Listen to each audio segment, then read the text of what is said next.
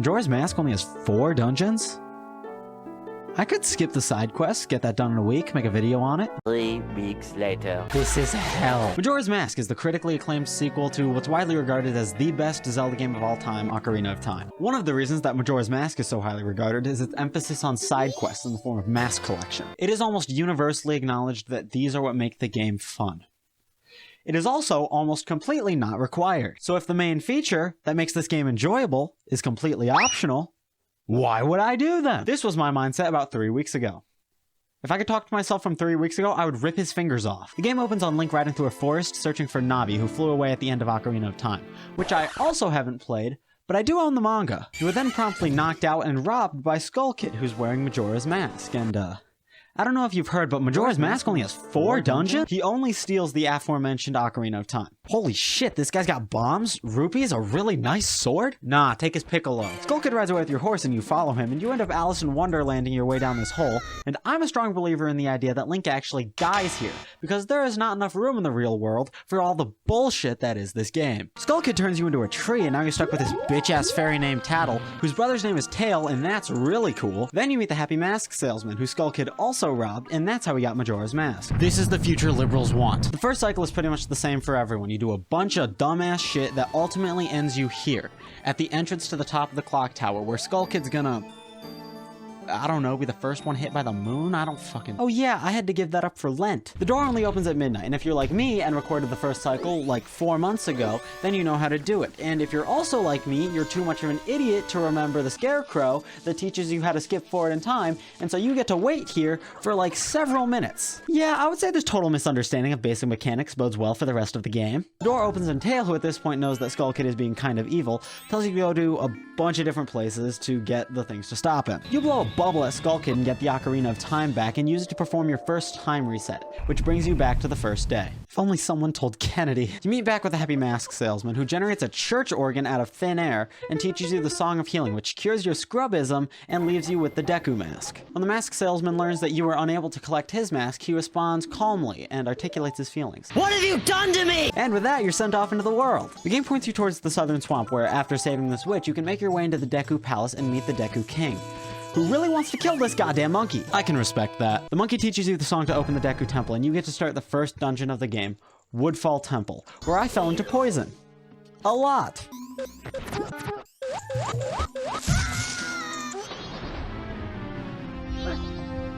I would like to make one thing abundantly clear about this video. I did not have fun doing this. I tried to cut corners and make it take less time, and it didn't work. Woodfall Temple is based around the mechanics of the Deku Mask, namely the abilities to hop on top of water and poison, and to shoot out of these flowers. After you kill this lizard, you get the hero's bow. Yay. Woodfall houses the first guardian, who's trapped by a boss known as Odolwa, who's a tiki fighter guy. I'm putting those words on my passport. If you want to know how to beat him, I couldn't tell you. I just ran around in circles and swung a sword at him until he died. I won that, and I'm putting those words on my will. Once you have that done, reset the day and go straight to Snowhead Temple, where you realize you don't have the bombs, arrows, or money to get up there and have no idea where to get them. It's almost like I could have found that out somehow. I had to have one of my friends at school tell me about the silver rupee in a chest in town so that I could make my way up to the mountain village. In the village, there's a freezing Goron who just wants to have one last meal before he freezes to death.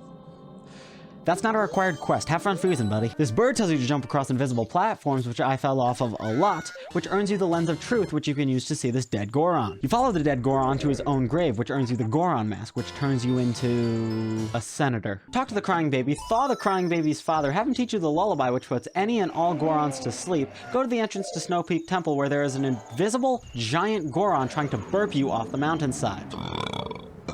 No reason is given for this, so you play the lullaby that puts Gorons to sleep and it fucking kills him, and now you're free to enter Snowhead Temple. I spent about 20 minutes stuck in the second room. What's the catchphrase of this channel? I'm so fucking bad at video games. It's not even funny. Snowhead Temple is made up of 5 floors and garbage. Now this opinion is 100% because I'm a fucking idiot, but from this point on, I just can't tell you what the layout of the dungeons are. After beating Wizrobe, who you have to fight like a bunch more times after this, you get the fire arrows, which allow you to melt large ice blocks and light torches. My script just says insert joke. At the end of the dungeon, you use the fire arrows to melt the boss of the dungeon, Goat. That's not my goat. Goat is a bull that runs around in circles and also shoots lightning. First thing I always think during an electrical hazard is, there's just not enough bull. This is the only boss that I beat in one shot and the proudest I felt through the entire playthrough. Please just die. Thank fuck! Oh my god! Yes! I'm so fucking good! Holy shit, my heart. I have a heart. Half a fucking heart left. Oh my god. Oh shit, I dropped something. Oh yeah, my standards. To get to the next dungeon, you need your horse. And of course, to get your horse, you need high-risk explosives. I did it again! What am I fucking stupid? What? Romani Ranch has a couple of side quests, including fighting aliens. What? But the only thing you need to do to get Epona back is practice fighting aliens. What? Why do they need to make sure that you're proficient at shooting an arrow while riding a pony? You only use that skill once, and that's during this quest line. This is so incredibly hard. Plus, Epona's immune to like every attack, so what's the point? But like I said, you don't need to do any of that. So see ya, have fun with your immigration problem. Now we can enter Great Bay. This fish guy is dying. No, I love that guy. He leaves you with the Zora mask, and now you need to go get his girlfriend's 7 eggs that have been stolen. You know how I said this game only has 4 dungeons? That isn't true. The game apparently also has 2 mini dungeons. I hope you like pirates. Yeah, before you get to do the actual dungeon, you have to sneak around a pirate hideout. Oh, that's why this game takes 20 hours. It's filled with bullshit. Okay. Sneak in, find the hook shot, find the first fish egg, put it in the bottle, sneak around again, find the second fish egg, put it in. I only have 1 bottle. I only have 1 bottle. We're doing this the long way. Doing this one by one is gonna suck. I had to re-sneak into the pirate's hideout for all 4 of the eggs that are there individually. And I also had to do it individually for all 3 of the eggs that were stolen by giant eels. I don't need bottles. I hustle. Fuck bottles. And I did all that work to get the song that opens the worst dungeon in the game. Follow pipes, swim in circles, run into walls, and waste several hours on bullshit, all to fight Georg. Oh. Bless you. Fuck Georg. 80% of the time you can't lock onto him, so you can't see where he is, but when you get close enough to the edge to see where he is, he just knocks you off and eats you. Plus trying to manage damaging him with the Zora mask's weird shitty controls, and god, I hate fish. You killed a stupid fucking fish and you're pointed towards Ikana Canyon to the east. So I was under the impression that you only need 3 masks to beat the game. You need 6 for some reason. Are you fucking kidding me? On top of the 3 transformation masks, you also need the Garo mask, the captain's hat, and the Gibdo mask. So I went through all this trouble to not get extra masks, and I still need more masks! Yup, seed, liberal. Run to the Gorman brothers, beat them in a race to get the Garo mask. This creepy looking guy will make a tree appear, and that will allow you hook shot up into the actual level. Also go to the graveyard, wake up this skeleton, beat the shit out of him until he gives you the captain's hat. Use the captain's hat to tell these other skeletons to open a grave and have this dead composer teach you the Song of Storms. Which is important because you need to play it for the dead composer's brother who's cursed and evil right now. And this will start a song playing that gets rid of the Gibdo that is surrounding this house, which lets you break into the house and heal this one guy, which will give you the Gibdo mask. And you need the Gibdo mask to talk to these Gibdo that are in this well, and you need to give them stuff like milk. It is a corpse. Why does it need milk? And you do all that just to get the mirror shield.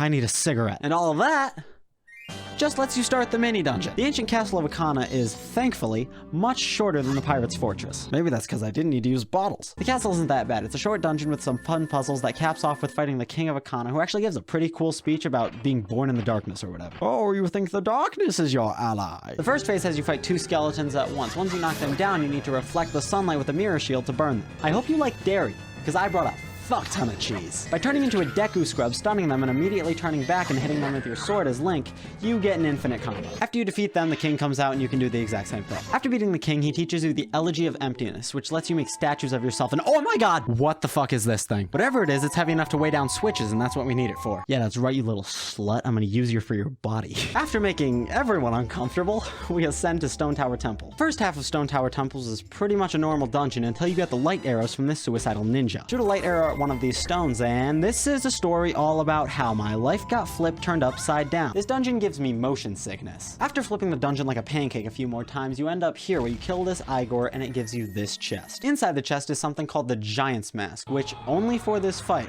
turns Link into a giant and makes the boss fight much easier. Now, in the current course of my play, I shouldn't pick this up because it's an extra mask that I don't technically need. But I also don't want to spend another 4 hours beating this boss. Fuck it. I need to be done at this point. The twin molds are 2 giant sandworms whose weaknesses are their faces and the ends of their tails. However, when in giant form, you can't lock onto either, so it's best to resort to indiscriminate slashing. That's the last one. That's the last dungeon. All I need to do now is fight Majora. As of writing this script, I have not beaten it yet.